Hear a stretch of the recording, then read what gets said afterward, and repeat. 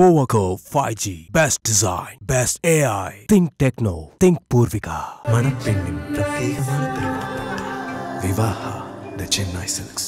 வரும் 22ஆம் தேதி மதுரையில் முருக பக்தர்கள் மாநாடு நடைபெற இருக்கிறது. அனைவரும் கலந்து கொண்டு சிறப்பிக்குமாறு அன்போடு வேண்டுகிறேன். 2026 சட்டமன்ற தேர்தல். ஸ்டாலினுடன் மோதும் ஜெயக்குமார். நடக்கப் போவது என்ன? அதிமுக பாஜக கூட்டணி திரும்பவும் அமைஞ்சதுக்கு அப்புறமா 2026ல தேர்தல் களம் எப்படி இருக்க போகுதுங்கிறது தெரியல. அதனால எனக்கு சேஃப்டியா ஒரு மாநிலங்களவை சீட்டை கொடுத்துருங்கன்னு ஜெயக்குமார் எடப்பாடி பழனிசாமி கிட்ட கேட்டதா தகவல் வெளிவந்தது. அதனால கோபத்திலையும் அதிருப்தியிலையும் ஏமாற்றத்திலையும் இருக்காருப்பா ஜெயக்குமார் அப்படிங்கிற மாதிரியான தகவல்கள் தொடர்ந்து வெளிவர ஆரம்பிச்சது.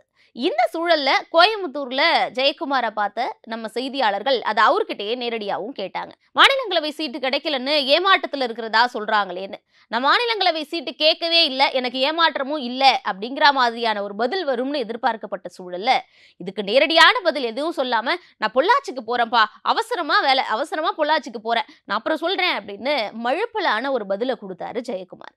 இதன் மூலமா அவர் மாநிலங்களவை சீட்டு கேட்டதும் ஏமாற்றமா இருக்கிறதும் உறுதி செய்யப்பட்டதா அப்போ தகவல்கள் எல்லாம் உலா வர தொடங்குச்சு. இந்த சூழல்ல தான் 2026 சட்டப்பேரவை தேர்தலுக்கு ஜெயக்குமார் இப்ப முக்கியமான ஒரு முடிவு எடுத்திருக்கிறதா சொல்லப்படுது. அது என்னன்னா, ராயபுரம் தொகுதிக்கு பதிலா மயிலாப்பூர் தொகுதியில களமிறங்குறதுக்கு ஜெயக்குமார் முடிவு பண்ணியிருக்காராம்.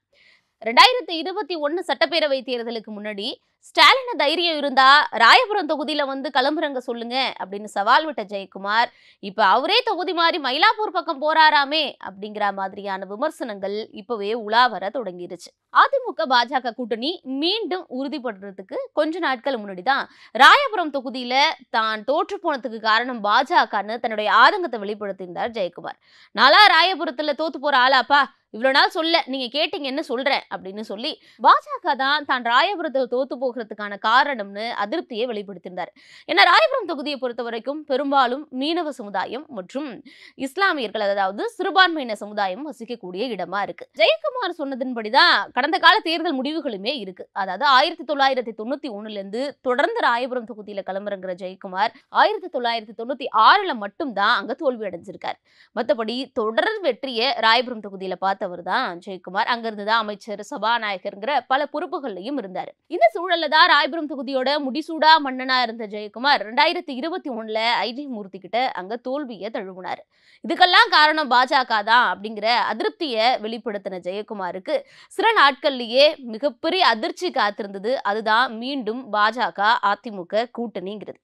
இப்ப அதிமுக பாஜக கூட்டணி உறுதியான உடனே சென்னையோட அதிமுக முகமாவே பார்க்கப்படுற ஜெயக்குமார் அப்ஸ்காண்ட் ஆயிட்டாராப்பா அப்படிங்கிற விமர்சனம் எழக்கூடிய அளவுக்கு ஜெயக்குமாரை பொதுவெளியிலயோ பிரஸ் மீட்லயோ பாக்குறது ரொம்பவே குறைஞ்சிருச்சுன்னே சொல்லலாம். அடிக்கடி பிரஸ்ல பேசக்கூடிய ஜெயக்குமார் அதிமுக பாஜக கூட்டணி மீண்டும் கட்டமைச்சதுக்கு பிறகாக ரொம்ப அரிதாதான் செய்தியாளர்களே சந்திக்கிறாரு. அப்படியே அதிமுக பாஜக கூட்டணி சம்பந்தமா மீண்டும் கேட்டாலும் அப்புறம் பேசுவோம்பா அப்படிங்கிற மாதிரியான சில மழுப்பலான பதில்களை தான் கொடுத்துட்டு போறாரு. இந்த சூழல்ல தான் ராயபுரம் வேணாம் மயிலாப்பூருக்கு போலாம் அப்படிங்கிற ஒரு முடிவு எடுத்திருக்கிறாராம். மயிலாப்பூர் தொகுதியில தான் முதல்வர் ஸ்டாலினோட வீடு இருக்கு. அதனாலதான் ஸ்டாலின் தொகுதிக்கே வராரு ஜெயக்குமார் அப்படிங்கிற மாதிரியான தகவல்களும் உலா வர ஆரம்பிச்சிருக்கு. மயிலாப்பூரை பொறுத்த வரைக்கும் திமுக கடந்த காலங்கள்ல ஃபுல்லாவே அவங்க தான் கிளம்புறாங்கன்னு இல்ல, நிறைய கூட்டணி கட்சிகளுக்கு ஒதுக்கி கொடுத்திருக்கிறாங்க. 2001ல பாஜக கொடுத்தாங்க, 6ல அவங்க இறங்கினாங்க, அப்புறம் 11, 16ல வந்து காங்கிரஸ்க்கு கொடுத்திருந்தாங்க, 21ல மீண்டும் இப்ப மயிலை வேலு வெற்றி பெற்று அங்க எம்எல்ஏவா இருக்காரு. இந்த சூழல்ல தான் 26ல திமுக அவங்களுடைய பழைய ஃபார்மட் படி கலந்து கொடுக்குற மாதிரி கூட்டணிக்கு ஒதுக்குவாங்களா, இல்ல ஒருவேளை ஜெயக்குமார் அங்க களமிறங்க போறாரு அப்படிங்கிற தகவல் உறுதிப்படுத்தப்பட சூழல்ல திமுகவை சேர்ந்த முக்கியமான புள்ளியை யாராவது திமுக களமிறக்குவா, திமுகவுடைய கணக்கு என்னவா இருக்க போகுது அப்படிங்கிறதெல்லாம் நம்ம பொறுத்திருந்து பார்க்கணும். இப்படி தொகுதி மாற போறாரு ஜெயக்குமார் அப்படிங்கிற தகவல் உலாவர சூழல்ல இன்னொரு விஷயமும் சேர்ந்தே வருது. அது என்ன அப்படின்னா, திமுக பக்கம் போகிறதுக்கு திமுகவுடைய முக்கிய புள்ளிகள் மூலமா ஜெயக்குமார் காய்கள் நகர்த்தினதாகவும், ஆனா அறிவாலய வட்டாரத்துல இருந்து அதுக்கு உறுதியான எந்த ஒரு பதிலும் முடிவும் கிடைக்காததுனால அது இன்னும் பெண்டிங்லயே இருக்கிறதா சொல்றாங்க. ஏற்கனவே சென்னையில இருக்கக்கூடிய 2 அமைச்சர்களுக்கும் 7ஆம் பொருத்தமா இருக்கக்கூடிய சூழல்ல இன்னொரு அதிமுகல இருந்து ஒரு முக்கிய பிரமுகர் திமுகவுக்கு வர்றதா அப்படின்னு திமுகவுக்குள்ளேயுமே ஒரு பேசுபொருள் எழுந்திருக்கிறதா சொல்லப்படுது. சோ அப்படி ஒருவேளை ஜெயக்குமார் அவர்கள் ஒரு நகர்வு எடுத்திருந்தாருன்னா அதுக்கு முதல்வர் மு.க. ஸ்டாலின் என்ன மாதிரியான முடிவு எடுக்க போறாரு? அப்படி திமுக ரெட் சிக்னல் காட்டிட்டாங்கன்னா ஜெயக்குமார் 26ல என்ன முடிவு எடுக்க போறாரு? மயிலாப்பூரை தான் உறுதிப்படுத்த போறாரா? இல்லனா வெற்றியோ தோல்வியோ நம்ம தொகுதி தான்ப்பா, ராயபுரத்திலேயே நிப்போம் அப்படின்னு முடிவு செய்ய போறாராங்கிறதெல்லாம் நம்ம பொறுத்திருந்து தான் பார்க்கணும். Powerco 5G, best design, best AI. Think Techno, think Purvika. மணப்பெண்ணின் பிரத்யேகமான திருமணம். விவாஹா தி சென்னை சில்க்ஸ்.